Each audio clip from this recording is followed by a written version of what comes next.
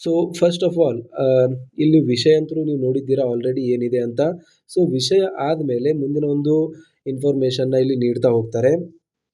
For example, ರಸ್ತೆ ಅಪಘಾತ ಪ್ರಕರಣಗಳೊಳಗೊಂಡಂತೆ ವೈದ್ಯಕೀಯ ಕಾನೂನು ಪ್ರಕರಣಗಳಲ್ಲಿ ಸರ್ಕಾರಿ ನೌಕರರು ಪಡೆದ ವೈದ್ಯಕೀಯ ಚಿಕಿತ್ಸೆಗೆ ಭರಿಸಿದ ವೆಚ್ಚಗಳ ಮರುಪಾವತಿಯನ್ನು ಯಾವ ರೀತಿ ಪರಿಗಣಿಸಬೇಕೆಂಬ ರಾಜ್ಯ ಸರ್ಕಾರಿ ನೌಕರರು ಮತ್ತು ಅವರ ಕುಟುಂಬದ ಅವಲಂಬಿತ ಅರ್ಹ ಸದಸ್ಯರು ವೈದ್ಯಕೀಯ ಚಿಕಿತ್ಸೆಗಳಿಗೆ ಭರಿಸಿದ ವೆಚ್ಚವನ್ನು ಮರುಪಾವತಿಸಲು ಅವಕಾಶವನ್ನು ಕಲ್ಪಿಸಿರುವ ಕರ್ನಾಟಕ ಸರ್ಕಾರಿ ನೌಕರರ ನಿಯಮಗಳು 1963ರಲ್ಲಿ ಸ್ಪಷ್ಟತೆ ಇಲ್ಲವಾದುದರಿಂದ ಇಂಥ ಪ್ರಕರಣಗಳಲ್ಲಿ ಚಿಕಿತ್ಸಾ ಮೊತ್ತವನ್ನು ಮರುಪಾವತಿಸುವ ಬಗ್ಗೆ ಹಲವಾರು ಇಲಾಖೆಗಳಿಂದ ಸ್ಪಷ್ಟೀಕರಣ ಕೋರಿ ಪ್ರಸ್ತಾವನೆಗಳು ಸಿಬ್ಬಂದಿ ಮತ್ತು ಆಡಳಿತ ಸುಧಾರಣಾ ಇಲಾಖೆಯಲ್ಲಿ ಸ್ವೀಕೃತವಾಗಿರುತ್ತವೆ. ಏನೋ ರಿಯಂಬರ್ಸ್ಮೆಂಟ್ ಇದೆ, ಅದು ಕರೆಕ್ಟ್ ಆಗಿರುವಂಥ ರೂಲ್ಸ್ಗಳಿರಲಿಲ್ಲ. ಯಾವ ರೀತಿ ರಿಯಂಬರ್ಸ್ಮೆಂಟ್ ಮಾಡಬೇಕು ಅಂತ ಕೂಡ ಕ್ಲಿಯರ್ ಆಗಿರುವಂಥ ಇನ್ಸ್ಟ್ರಕ್ಷನ್ಸ್ ಇರಲಿಲ್ಲ. ಹಾಗಾಗಿ ಅದಕ್ಕೆ ಸಂಬಂಧಿಸಿದಂತೆ ಕ್ಲಿಯರ್ ಆಗಿರುವಂಥ ಇನ್ಸ್ಟ್ರಕ್ಷನ್ಸನ್ನು ಇವಾಗ ರಿಲೀಸ್ ಮಾಡಿ ಸರ್ಕಾರ ಆದೇಶ ಹೊರಡಿಸಿದೆ. ರಸ್ತೆ ಅಪಘಾತಗೊಳಗೊಂಡಂತೆ ವೈದ್ಯ ಕಾನೂನು ಪ್ರಕರಣಗಳಲ್ಲಿ ಸಾಮಾನ್ಯವಾಗಿ ಪ್ರಕರಣ ನಡೆದ ವ್ಯಾಪ್ತಿಯ ಪೊಲೀಸ್ ಠಾಣೆಯಲ್ಲಿ ಎಫ್ಐಆರ್ ದಾಖಲಾಗಿ ಸಂಬಂಧಪಟ್ಟ ಸಕ್ಷಮ ನ್ಯಾಯಾಲಯಗಳಲ್ಲಿ ಮೊಕದ್ದಮೆಗಳು ದಾಖಲುಪಟ್ಟ ನಂತರ ಸಕ್ಷಮ ನ್ಯಾಯಾಲಯಗಳು ವೈದ್ಯಕೀಯ ವೆಚ್ಚ ಒಳಗೊಂಡಂತೆ ಪರಿಹಾರದ ಮೊತ್ತದ ಬಗ್ಗೆ ತೀರ್ಮಾನ ಆದೇಶ ನೀಡುತ್ತದೆ. ಆದರೆ ಇಂಥ ವೈದ್ಯ ಕಾನೂನು ಪ್ರಕರಣಗಳಲ್ಲಿ ಸಕ್ಷಮ ನ್ಯಾಯಾಲಯಗಳಿಂದ ಅಂತಿಮ ಆದೇಶವು ಹೊರಬರಲು ಗಣನೀಯ ಕಾಲಾವಕಾಶ ಬೇಕಾಗಿರುವುದರಿಂದ ಅಂತಿಮ ತೀರ್ಪು ಅಥವಾ ಆದೇಶಕ್ಕಾಗಿ ಕಾಯದೆ ವೈದ್ಯಕೀಯ ವೆಚ್ಚವನ್ನು ಮರುಪಾವತಿಸುವ ಕುರಿತಂತೆ ಹಾಗೂ ವೈದ್ಯಕೀಯ ಮುಂಗಡ ಮಂಜೂರು ಮಾಡುವ ಸಂಬಂಧ ಕೆಳಕಂಡಂತೆ ಸರ್ಕಾರವು ಸ್ಪಷ್ಟೀಕರಿಸುತ್ತದೆ. ನೋಡಿ, ಮೊದಲು ಇರುವಂಥ ಒಂದು ಆದೇಶದ ಪ್ರಕಾರ ರಸ್ತೆ ಅಪಘಾತಗಳಾಗ್ತವೆ. ಸೊ ಅದಾದಮೇಲೆ ಆ ಒಂದು ವ್ಯಾಪ್ತಿಯ ಒಂದು ಪೊಲೀಸ್ ಠಾಣೆಯಲ್ಲಿ ಎಫ್ಐಆರ್ ಅನ್ನು ದಾಖಲಿಸಬೇಕು. ಅದಾದಮೇಲೆ ನ್ಯಾಯಾಲಯದಲ್ಲಿ ಈ ಒಂದು ಕೇಸ್ ಏನಿದೆ ಅದು ಸಾಲ್ವ್ ಆದ ಮೇಲೆ ಅದರ ಒಂದು ತೀರ್ಪಿನ ಆಧಾರದ ಮೇಲೆ ವೈದ್ಯಕೀಯ ವೆಚ್ಚವನ್ನು ಮರುಪಾವತಿ ಮಾಡುವಂಥ ಒಂದು ಕೆಲಸವನ್ನು ಮಾಡಲಾಗ್ತಾ ಇತ್ತು. ಬಟ್ ಅದರಲ್ಲಿ ತುಂಬ ಡಿಲೇ ಆಗ್ತಾ ಇರುವಂಥದ್ದು ನಮಗೆಲ್ಲರೂ ಕೂಡ ಗೊತ್ತಿರುವಂತೆ. ಸೊ ಆ ಒಂದು ಡಿಲೇನ ಸಹಿಸೋಕ್ಕಾಗಲ್ಲ. ಸೊ ಹಾಗಾಗಿ ಸರ್ಕಾರಿ ನೌಕರರು ಹೇಳ್ತಾ ಇರುವಂಥದ್ದು ಅಷ್ಟು ಡಿಲೇನ ಇಲ್ಲಿ ಮಾಡಬಾರ್ದು, ಆದಷ್ಟು ಬೇಗ ಅದನ್ನು ಇಂಪ್ಲಿಮೆಂಟ್ ಮಾಡಬೇಕು ಅಂತ. ಸೊ ಅದಕ್ಕೆ ಸಂಬಂಧಿಸಿದಂತೆ ಹೊಸ ಆದೇಶವನ್ನು ಹೊರಡಿಸಿದ್ದಾರೆ.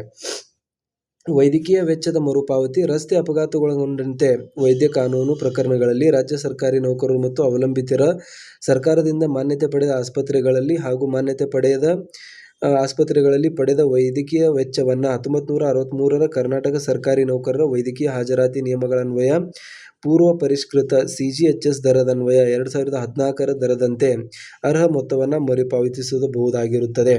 ಅಂದರೆ ಇವಾಗ ಹೊಸ ಆರ್ಡರ್ ಪ್ರಕಾರ ಎಫ್ಐಆರ್ ದಾಖಲೆ ಮಾಡಿ ಕೋರ್ಟಲ್ಲಿ ಹೋಗಿ ಅದನ್ನು ಸಾಲ್ವ್ ಮಾಡುವಂಥ ಅವಶ್ಯಕತೆ ಇಲ್ಲ. ಆಕ್ಸಿಡೆಂಟ್ ಆದ ತಕ್ಷಣ ನೀವು ಏನು ಪಾವತಿಯನ್ನು ಮಾಡಿರ್ತೀರ, ಹಣ ಏನು ಹಾಸ್ಪಿಟಲ್ಗೆ ಬಿಲ್ ಹೋಗಿರುತ್ತೆ, ಆ ಒಂದು ಬಿಲ್ಲನ್ನು ಡೈರೆಕ್ಟಾಗಿ ಕ್ಲೇಮ್ ಮಾಡಿಕೊಳ್ಳಬಹುದು. ಅಷ್ಟು ವೇಟ್ ಮಾಡುವಂಥ ಅವಶ್ಯಕತೆ ಇರುವುದಿಲ್ಲ. ತುಂಬ ಇಂಪಾರ್ಟೆಂಟ್ ಆಗಿರುವಂಥ ಗುಡ್ ನ್ಯೂಸ್ ಸರ್ಕಾರಿ ನೌಕರರಿಗೆ ಬರ್ತಾ ಇರುವಂಥದ್ದು.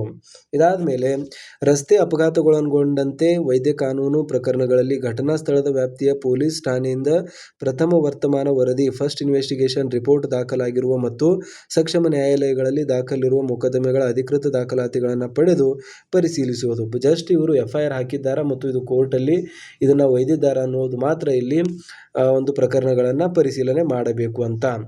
ರಾಜ್ಯ ಸರ್ಕಾರಿ ನೌಕರರು ಮತ್ತು ಅವರ ಕುಟುಂಬದ ಅರ್ಹ ಅವಲಂಬಿತ ಸದಸ್ಯರು ರಸ್ತೆ ಅಪಘಾತಕ್ಕೊಳಗೊಂಡಂತೆ ವೈದ್ಯಕೀಯ ಪ್ರಕರಣಗಳಲ್ಲಿ ಪಡೆದ ವೈದ್ಯಕೀಯ ಚಿಕಿತ್ಸೆ ವೆಚ್ಚವನ್ನು ಮರುಪಾವತಿಸುವಂತೆ ಕೋರಿ ಕ್ಲೇಮ್ಗಳನ್ನು ಸಲ್ಲಿಸುವಾಗ 1963ರ ಕರ್ನಾಟಕ ಸರ್ಕಾರಿ ನೌಕರರ ನಿಯಮಗಳಲ್ಲಿ ನಿರ್ದಿಷ್ಟಪಡಿಸಿರುವ ಅರ್ಜಿ ನಮೂನೆಗಳು ಹಾಗೂ ಎಸೆನ್ಸಿಯಾಲಿಟಿ ಸರ್ಟಿಫಿಕೇಟ್ ಹಾಗೂ ದಿನಾಂಕ 2/4/2014ರ ಸರ್ಕಾರದ ಸುತ್ತೋಲೆ ಸಂಖ್ಯೆಯಂತೆ ಅನುಬಂಧದ ಚೆಕ್ಲಿಸ್ಟ್ನಲ್ಲಿ ನಿಗದಿಪಡಿಸಿರುವ ದಾಖಲಾತಿಗಳನ್ನು ಹಾಗೂ ಇದರೊಂದಿಗೆ ಅನುಬಂಧದಲ್ಲಿ ಲಗತ್ತಿಸಿರುವ ನಮೂನೆ ಅಥವಾ ಸ್ವಯಂ ಘೋಷಣೆ ಸೆಲ್ಫ್ ಡಿಕ್ಲರೇಷನ್ನಲ್ಲಿ ಹೆಚ್ಚುವರಿ ಮಾಹಿತಿಯನ್ನು ಪಡೆಯಬೇಕು ಅಂತ ಹೇಳಿದ್ದಾರೆ.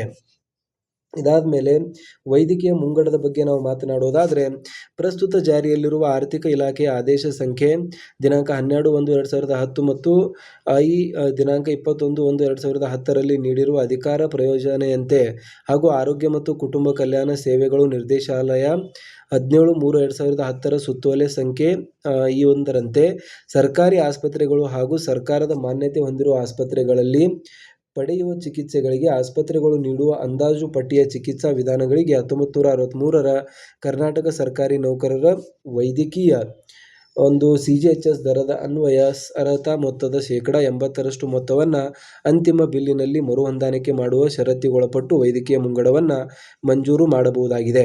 ಅಂದರೆ ನೋಡಿ ಏನಿರುತ್ತೆ, ನೀವು ಸರ್ಕಾರಿ ಆಸ್ಪತ್ರೆಯಲ್ಲಿ ಅಡ್ಮಿಟ್ ಆಗೋಕೆ ಹೊರಟಿದ್ದೀರಾ ಅಥವಾ ನೀವು ಪ್ರೈವೇಟ್ ಹಾಸ್ಪಿಟಲಲ್ಲಿ ಅಡ್ಮಿಟ್ ಆಗೋಕೆ ಹೊರಟಿದ್ದೀರಾ, ಮಾನ್ಯತೆ ಪಡೆದಿರುವಂಥ ಪ್ರೈವೇಟ್ ಹಾಸ್ಪಿಟಲ್ಗಳು ಅದರಲ್ಲಿ ಒಂದು ಕೊಟೇಶನ್ನ ಕೊಡ್ತಾರೆ. ಅಂದರೆ ನಿಮಗೊಂದು ಸರ್ಜರಿ ಮಾಡಿಸ್ಕೊಳ್ಬೇಕಾಗಿದೆ, ಆ ಒಂದು ಸರ್ಜರಿಗೆ ಒಂದು 5 ಲಕ್ಷ ಖರ್ಚಾಗುತ್ತೆ ಅಂತ ಎಕ್ಸಾಂಪಲ್ ತೆಗೆದುಕೊಳ್ಳಿ. ಸೊ ಆ ಒಂದು ಕೊಟೇಶನ್ನ ಸುಮಾರು 80% ಮೊತ್ತವನ್ನು ಮುಂಗಡವಾಗಿ ನೀಡೋದಕ್ಕೆ ಸರ್ಕಾರ ಇಲ್ಲಿ ಆದೇಶವನ್ನು ಹೊರಡಿಸಿದೆ. ಅಂದರೆ ಮೊದಲೇ ನೀವು ಆ ಒಂದು ಅಮೌಂಟನ್ನು ಪಡೆದುಕೊಳ್ಳಬಹುದಾಗಿದೆ. ಸೊ ಇದು ಆ ಒಂದು ಪಾಯಿಂಟ್ ಹೇಳ್ತಾ ಇರುವಂಥದ್ದು. ಇದಾದಮೇಲೆ ನೆಕ್ಸ್ಟ್ ಪಾಯಿಂಟ್ ಏನು ಹೇಳುತ್ತೆ ಅಂದರೆ, ಸರ್ಕಾರದ ಮಾನ್ಯತೆ ಹೊಂದಿರುವ ಆಸ್ಪತ್ರೆಗಳಲ್ಲಿ ಪಡೆಯುವ ಚಿಕಿತ್ಸೆಗೆ ಮುಂಗಡವನ್ನು ಮಂಜೂರು ಮಾಡಲು ಅವಕಾಶವಿರುವುದಿಲ್ಲ. ಅಂದರೆ ಒಂದಿಷ್ಟು ಹಾಸ್ಪಿಟಲ್ಗಳು ಪ್ರೈವೇಟ್ ಇರುತ್ತೆ, ಅದು ಸರ್ಕಾರದ ಮಾನ್ಯತೆಯನ್ನು ಪಡೆದಿರುವುದಿಲ್ಲ. ಆ್ಯಂಪಲ್ಡ್ ಅಂದರೆ ಅವ್ರ ಜೊತೆ ಟೈಅಪ್ ಆಗಿರುವುದಿಲ್ಲ. ಅಂತಹ ಒಂದು ಹಾಸ್ಪಿಟಲ್ನಲ್ಲಿ ನೀವು ಚಿಕಿತ್ಸೆ ಪಡಿತಾ ಇದ್ದರೆ ನಿಮಗೆ ಮುಂಗಡವನ್ನು ನೀಡಲು ಅವಕಾಶ ಇರುವುದಿಲ್ಲ ಅಂತ ಸ್ಪಷ್ಟವಾಗಿ ಬರೆದಿದ್ದಾರೆ. ಅಂದರೆ ಸರ್ಕಾರದ ಜೊತೆ ಟೈಅಪ್ ಆಗಿರುವಂಥ ಒಂದು ಆಸ್ಪತ್ರೆಗಳಲ್ಲಿ ಮಾತ್ರ ನೀವು ಚಿಕಿತ್ಸೆಯನ್ನು ಪಡಿತಾ ಇದ್ದರೆ ನಿಮಗೆ ಮುಂಗಡವನ್ನು ನೀಡುವಂಥ ಒಂದು ಪ್ರಕ್ರಿಯೆಯನ್ನು ಇಲ್ಲಿ ವಹಿಸ್ಬೋದಾಗಿದೆ ಅಥವಾ ಅದನ್ನು ಮುಂದುವರಿಸ್ಬೋದಾಗಿದೆ. ಆಲ್ರೈಟ್. ಸೊ ಇದಾದಮೇಲೆ ನೆಕ್ಸ್ಟ್ ಪಾಯಿಂಟನ್ನು ನಾವು ನೋಡಿದ್ರೆ, ಸೊ ನೆಕ್ಸ್ಟ್ ಪಾಯಿಂಟ್ ಏನು ಹೇಳುತ್ತೆ ಅಂದರೆ, ಸರ್ಕಾರದಿಂದ ಪಡೆದಿರುವ ವೈದ್ಯಕೀಯ ವೆಚ್ಚವನ್ನು ಹಿಂದಿರುಗಿಸೋದು ಹೇಗೆ ಅಂತ. ರಸ್ತೆ ಅಪಘಾತಗೊಳಗೊಂಡಂತೆ ವೈದ್ಯ ಕಾನೂನು ಪ್ರಕರಣಗಳ ಸಂಬಂಧ ಸಕ್ಷಮ ನ್ಯಾಯಾಲಯಗಳಲ್ಲಿ ದಾಖಲಾಗಿರುವ ಮೊಕದ್ದಮೆಗಳಲ್ಲಿ ಮಾನ್ಯ ನ್ಯಾಯಾಲಯವು ನೀಡುವ ಅಂತಿಮ ತೀರ್ಪಿನನ್ವಯ ಸರ್ಕಾರಿ ನೌಕರರು ಮತ್ತು ಅವರ ಕುಟುಂಬದ ಅವಲಂಬಿತ ಅರ್ಹ ಸದಸ್ಯರು ವೈದ್ಯಕೀಯ ವೆಚ್ಚ ಪರಿಹಾರವನ್ನು ಸಂಬಂಧಪಟ್ಟ ವಿಮಾ ಸಂಸ್ಥೆ, ಇತರ ಸಂಸ್ಥೆ, ಸಂಬಂಧಪಟ್ಟ ವ್ಯಕ್ತಿಗಳಿಂದ ಪಡೆದಲ್ಲಿ ಸರ್ಕಾರದಿಂದ 1963ರ ಕರ್ನಾಟಕ ಸರ್ಕಾರಿ ನೌಕರರ ನಿಯಮಗಳನ್ವಯ ಪಡೆದಿರುವ ವೈದ್ಯಕೀಯ ವೆಚ್ಚದ ಮರುಪಾವತಿ ಮೊತ್ತವನ್ನು ಸರ್ಕಾರಕ್ಕೆ ಹಿಂತಿರುಗಿಸತಕ್ಕದ್ದು. ಆ್ಯಂಡ್ ಅದನ್ನು ಯಾವ ರೀತಿ ಮಾಡಬೇಕು ಅಂದರೆ, ರಸ್ತೆ ಅಪಘಾತ ಅಥವಾ ಇತರೆ ವೈದ್ಯಕೀಯ ಪ್ರಕರಣಗಳಲ್ಲಿ ಸಂಬಂಧಿಸಿದಂತೆ ವಿಮಾ ಸಂಸ್ಥೆ, ಮೋಟಾರು ಅಪಘಾತ ಪರಿಹಾರ ನ್ಯಾಯಮಂಡಳಿ, ನ್ಯಾಯಾಲಯ ಅಥವಾ ಇತರೆ ಯಾವುದೇ ಮೂಲದಿಂದ ವೈದ್ಯಕೀಯ ವೆಚ್ಚದ ಪರಿಹಾರವನ್ನು ಪಡೆದಿರುವ ಬಗ್ಗೆ ಅರ್ಜಿದಾರರು ಸ್ವಯಂ ಘೋಷಣೆಯನ್ನು ಕಡ್ಡಾಯವಾಗಿ ಸಲ್ಲಿಸತಕ್ಕದ್ದು. ಸರ್ಕಾರಕ್ಕೆ ಸಕ್ಷಮ ಪ್ರಾಧಿಕಾರಕ್ಕೆ ಸುಳ್ಳು ಮಾಹಿತಿ ನೀಡಿ 2 ಮೂಲಗಳಿಂದ ವೈದ್ಯಕೀಯ ವೆಚ್ಚ ಅಥವಾ ಪರಿಹಾರ ಪಡೆದಲ್ಲಿ ಅಂತಹ ಸರ್ಕಾರಿ ನೌಕರರ ವಿರುದ್ಧ ನಿಯಮಗಳನ್ವಯ ಶಿಸ್ತು ಕ್ರಮವನ್ನು ತೆಗೆದುಕೊಳ್ಳಲಾಗದು ಅಂತ. ಅಂದರೆ ನೋಡಿ, ನಿಮಗೆ ಪ್ರೈವೇಟ್ ಇನ್ಶೂರೆನ್ಸ್ ಕೂಡ ಇರುತ್ತೆ ಅಥವಾ ನ್ಯಾಯಾಲಯದಲ್ಲಿ ಪ್ರಕರಣ ಇತ್ಯರ್ಥ ಆದಮೇಲೆ ನಿಮಗೆ ಕಾಂಪೆನ್ಸೇಷನು ಸಿಕ್ಕಿದೆ. ಸೊ ಒಂದು ಕಡೆ ಅಲ್ಲಿಂದ ಕೂಡ ಅಮೌಂಟ್ ಸಿಕ್ತು, ಇನ್ನೊಂದು ಕಡೆ ನೀವು ಈ ಒಂದು ಸರ್ಕಾರಿ ನೌಕರರ ಈ ಒಂದು ಸಂಘದಿಂದ, ಈ ಒಂದು ವಿಮಾದಿಂದಲೂ ಕೂಡ ಹಣವನ್ನು ಪಡಿತಾ ಇದ್ದರೆ ಇದು 2 ಕಡೆ ಹಣ ಆಗುತ್ತೆ. ಸೊ ಇದನ್ನು ಮಾಡುವಂತಿಲ್ಲ. ಹಾಗೆ ಮಾಡಿದ್ರೆ ಶಿಸ್ತಿನ ಒಂದು ಕ್ರಮವನ್ನು ತೆಗೆದುಕೊಳ್ಳಲಾಗುವುದು ಅಂತ ಇಲ್ಲಿ ಹೇಳ್ತಿದ್ದಾರೆ. ಇದಾದಮೇಲೆ ನೆಕ್ಸ್ಟ್ ಅಧಿಕೃತ ಜ್ಞಾಪನ ಪತ್ರ ಕಾನೂನು ಪ್ರಕರಣಗಳಲ್ಲಿ ಪಡೆದಿರುವ ವೈದ್ಯಕೀಯ ಚಿಕಿತ್ಸೆ ಅರ್ಜಿ ನಮೂನೆಯನ್ನು ನೀವು ನೋಡಿದ್ರೆ, ಅಪ್ಲಿಕೇಶನ್ ಫಾರ್ಮ್ಯಾಟ್ನ ನೀವು ನೋಡಿದ್ರೆ FIR number or charge sheet number and date ಇದನ್ನು ಫಿಲಪ್ ಮಾಡಬೇಕಾಗುತ್ತೆ. Under which section of law ಇದು ಏನಾಗುತ್ತೆ ಅಂತ, name of the police station, ಯಾವೊಂದು ಪೊಲೀಸ್ ಸ್ಟೇಷನಲ್ಲಿ ಆಯಿತು, date, time, place of incident or medical legal case ಅಂತ, details of the accident or medical legal case and nature of injuries, ಯಾವ ರೀತಿ ಏನೋ ಇಂಜುರೀಸ್ ಆಯಿತು, name of the hospital where the injured is treated, ಎಲ್ಲೆಲ್ಲ ನೀವು ಟ್ರೀಟ್ಮೆಂಟ್ನ ಪಡೆದುಕೊಂಡ್ರಿ. So ಇದಾದಮೇಲೆ next period of treatment ಎಷ್ಟು ದಿನ ಆಯಿತು, ವೆದರ್ ಟ್ರೀಟ್ಮೆಂಟ್ ಕಂಟಿನ್ಯೂಯಿಂಗ್, ಇನ್ನೂ ಕೂಡ ಟ್ರೀಟ್ಮೆಂಟ್ ನಡೀತಿದೆಯಾ, whether the injured got reimbursement of medical expenses from any other source or under health insurance policy, details if available including the amount of reimbursement. ಅಂದರೆ ನಿಮಗೆ private insurance ಏನಾದರೂ amount ಸಿಕ್ಕಿದರೆ ಆ ಒಂದು ಅಮೌಂಟನ್ನು ಮೆನ್ಷನ್ ಮಾಡಬೇಕು. Whether the injured was provision cashless treatment by the insurance company, give the details if available. ಅಂದರೆ cashless ಕೂಡ ಇರುತ್ತೆ ಪ್ರೈವೇಟ್ ಇನ್ಶೂರೆನ್ಸಲ್ಲಿ, ಅದೇನಾದರೂ ಸಿಕ್ಕಿದೆಯಾ. Details of accident insurance if any, ಏನಾದರೂ ಆಕ್ಸಿಡೆಂಟ್ ಇನ್ಶೂರೆನ್ಸ್ ನೀವು ಟರ್ಮ್ ಇನ್ಶೂರೆನ್ಸ್ ನೋಡಿದರೆ ಅದ್ರ ಬಗ್ಗೆ, and any other relevant information ಇದ್ದರೆ ಅದನ್ನು ಇಲ್ಲಿ ಕೊಡಬೇಕು ಅಂತ. ಆ್ಯಂಡ್ ಉದ್ಯೋಗಿಯ ಸ್ವಯಂ ಘೋಷಣೆ ಪತ್ರದ ಬಗ್ಗೆಯೂ ಕೂಡ ಇಲ್ಲಿ ನೆಕ್ಸ್ಟ್ ಬರೆದಿದ್ದಾರೆ. ಮೇಲೆ ನೀಡಲಾದ ಮಾಹಿತಿಯು ನಿಜವೆಂದು ನಾನು ನಿಷ್ಠೆಪೂರ್ವಕವಾಗಿ ಘೋಷಿಸುತ್ತೇನೆ ಮತ್ತು ಈ ಪ್ರಕರಣದಲ್ಲಿ ಸರ್ಕಾರವು ಭರಿಸುವ ಚಿಕಿತ್ಸಾ ವೆಚ್ಚವನ್ನು ನಾನು ಬೇರೆ ಯಾವುದೇ ಮೂಲದಿಂದ ಪರಿಹಾರ ಇತ್ಯಾದಿಗಳ ಮೂಲಕ ಸ್ವೀಕರಿಸಿದರೆ ಮರುಪಾವತಿಸುತ್ತೇನೆ ಎಂದು ಘೋಷಿಸುತ್ತೇನೆ ಮತ್ತು ನಾನು ಈ ಮೊತ್ತವನ್ನು ಮರುಪಾವತಿಸಲು ವಿಫಲವಾದರೆ ನನ್ನ ಸಂಬಳ, ಪಿಂಚಣಿ ಅಥವಾ ಪಿಂಚಣಿ ಸೌಲಭ್ಯಗಳು ಇತ್ಯಾದಿಗಳಿಂದ ಕಡಿತಗೊಳಿಸಲು ಸಹ ನಾನು ಒಪ್ಪುತ್ತೇನೆ. ಈ ಪ್ರಕರಣಗಳಲ್ಲಿನ ಬೆಳವಣಿಗೆಯನ್ನು ಕಾಲಕಾಲಕ್ಕೆ ಸರ್ಕಾರಕ್ಕೆ ಇಂದೀಕರಿಸುತ್ತೇನೆ ಎಂದು ಸಹ ನಾನು ಘೋಷಿಸುತ್ತೇನೆ. ದಿನಾಂಕ, ಸ್ಥಳ, ನೌಕರರ ಹೆಸರು ಮತ್ತು ಸಹಿ, ಸೆಲ್ಫ್ ಡಿಕ್ಲರೇಷನ್ ಈ ರೀತಿ ರೀತಿಯಾಗಿ ನೀಡಬೇಕಾಗುತ್ತೆ.